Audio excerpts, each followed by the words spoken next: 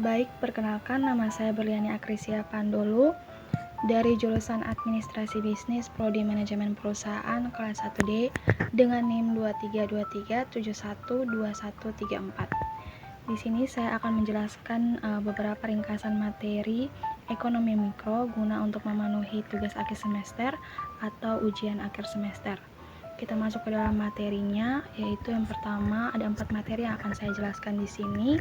Materi pertama yaitu perilaku konsumen, materi kedua adalah perilaku produsen, yang ketiga biaya produksi, dan yang keempat pasar.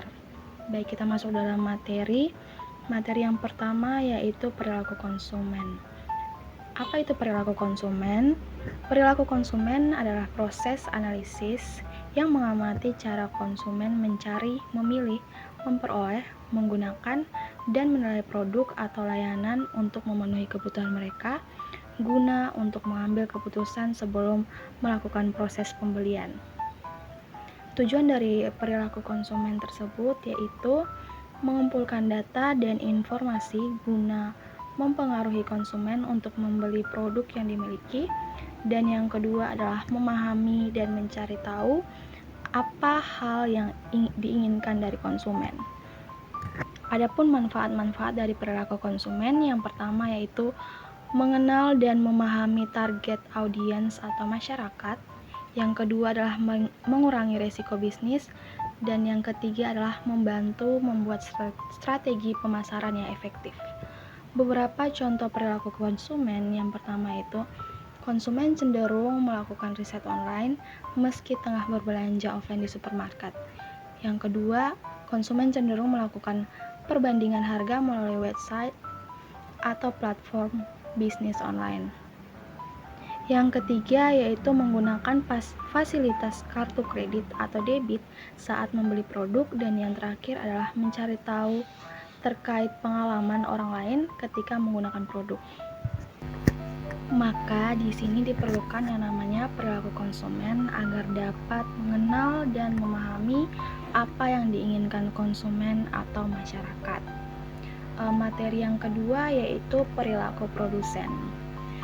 Produsen adalah orang atau suatu badan perusahaan yang berperan dalam menaikkan nilai guna suatu barang atau jasa sehingga dapat menghasilkan barang konsumsi untuk memenuhi kebutuhan konsumen. Sedangkan produksi adalah kegiatan mengubah suatu bahan baku menjadi suatu barang yang dapat berguna bagi konsumen sehingga menaikkan nilai jual dan guna barang tersebut.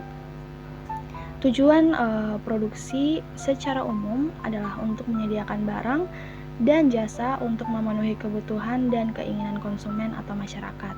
Selain itu, ada juga beberapa tujuan produksi, yaitu untuk mendapatkan keuntungan atau laba, untuk menjaga kelangsungan hidup perusahaan, meningkatkan mutu dan jumlah produksi, untuk memenuhi pasar baik dalam negeri maupun luar negeri, serta untuk memperluas lapangan usaha.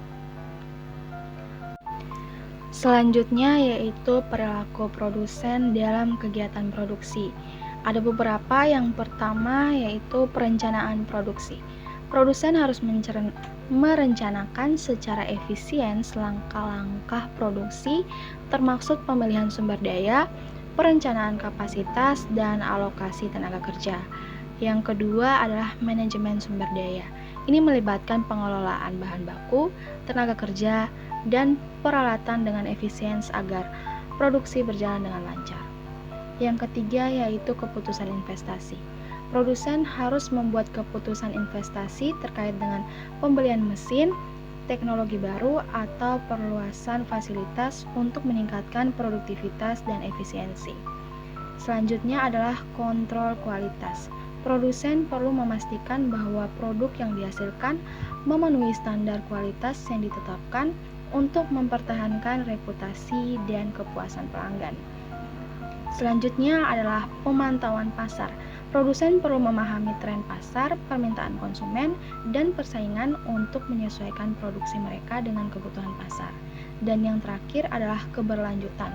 Produsen juga perlu mempertimbangkan aspek keberlanjutan, yaitu dampak lingkungan dari kegiatan produksi mereka. seperti dampak lingkungan dari limbah pabrik. Selanjutnya kita masuk pada materi yang ketiga, yaitu biaya produksi atau produksi biaya. Pengertian dari biaya produksi itu apa? Biaya produksi adalah kegiatan atau proses menghasilkan barang atau jasa yang melibatkan penggunaan faktor produksi dan sumber daya yang tersedia seperti tenaga kerja, bahan baku, dan modal. Biaya produksi diperlukan dalam proses produksi untuk mengolah bahan baku menjadi barang jadi. Ada 3 elemen biaya produksi. Yang pertama yaitu tenaga kerja. Biaya yang timbul dari upah dan honorium bagi karyawan yang terlibat dalam produksi. Yang kedua adalah bahan baku.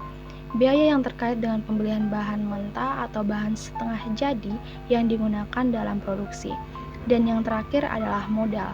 Biaya penggunaan modal seperti bunga, penyusutan aset, dan biaya lain yang terkait dengan pembiayaan produksi. Selanjutnya adalah unsur-unsur biaya produksi. Yang pertama adalah biaya bahan baku langsung. Biaya bahan baku langsung merupakan bahan yang secara menyeluruh membentuk produk selesai yang dapat didefinisikan secara langsung pada produk yang bersangkutan dan tidak dapat dipisahkan. Yang kedua yaitu biaya tenaga kerja langsung. Biaya tenaga kerja langsung merupakan harga yang dibebankan untuk penggunaan tenaga kerja yang melakukan proses produksi. Dan yang terakhir adalah biaya overhead pabrik. Biaya overhead pabrik merupakan semua biaya dalam proses produksi kecuali bahan baku langsung dan biaya tenaga kerja langsung. Biaya ini juga sering disebut biaya produksi tidak langsung karena biaya overhead pabrik ini sulit diidentifikasikan secara fisik. Pengukuran biaya produksi.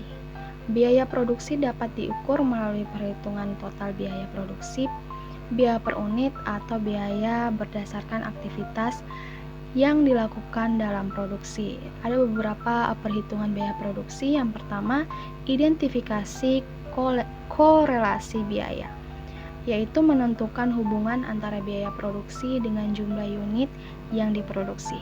Yang kedua adalah pengumpulan data, mengumpulkan informasi terperinci tentang biaya-biaya yang terkait dengan produksi. Dan yang terakhir adalah perhitungan biaya total, yaitu menjumlahkan biaya bahan baku, tenaga kerja, dan overhead untuk mendapatkan total biaya produksi. Selanjutnya adalah penentuan harga jual produk. Ada 3, yaitu menghitung harga produksi atau HPP, dilakukan dengan menggunakan total biaya produksi dan jumlah unit yang akan dijual. Yang kedua adalah analisis pasar dan persaingan dengan cara menyesuaikan harga untuk tetap bersaing dalam pasar yang penuh tantangan. Dan yang terakhir, mengoptimalkan harga keuntungan dengan cara menentukan tingkat keuntungan yang diinginkan dari penjualan suatu produk. Baik, kita masuk dalam materi yang terakhir, yaitu pasar. Pengertian pasar secara umum yaitu tempat terjadinya jual beli barang maupun jasa atau tempat bertemunya penjual dan pembeli.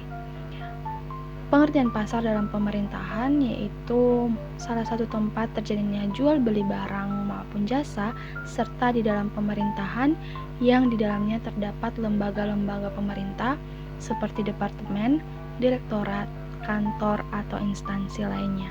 Selain itu, di dalam pasar terjadi hubungan sosial antara pedagang dan pembeli. Penjual dan pembeli dapat berinteraksi atau sepakat dalam jual beli barang atau jasa. Transaksi yang disepakati meliputi barang, penjual, pembeli, dan harga barang. Ada beberapa peran-peran pasar dalam pemerintahan. Yang pertama itu pasar sebagai sarana distribusi. Yang pertama, pasar berfungsi memperlancar proses penyaluran barang atau jasa dari produsen ke konsumen. Yang kedua yaitu dengan adanya pasar, konsumen mudah untuk memperoleh barang atau jasa yang dibutuhkan. Peran yang kedua adalah pasar sebagai sumber pendapatan bagi negara atau pemerintah. Ada dua, yaitu yang pertama, pasar dapat menjadi sumber pendapatan bagi negara atau pemerintah melalui pajak dan retribusi. Dan yang terakhir adalah pendapatan tersebut dapat digunakan untuk membiayai pembangunan nasional. Peran yang ketiga yaitu pasar sebagai tempat promosi barang atau jasa. Pasar dapat digunakan sebagai tempat untuk mempromosikan atau memperkenalkan barang dan jasa hasil produksi. Yang terakhir adalah campur tangan pemerintah dalam perekonomian pasar. Yang pertama yaitu mengatasi kegagalan pasar, yang kedua meningkatkan kesejahteraan masyarakat, yang ketiga mengatur dan mengawasi pasar, yang keempat menjaga stabilitas perekonomian negara, dan yang terakhir mendorong pertumbuhan ekonomi. Baik, sekian dari materi yang bisa saya sampaikan. Terima kasih.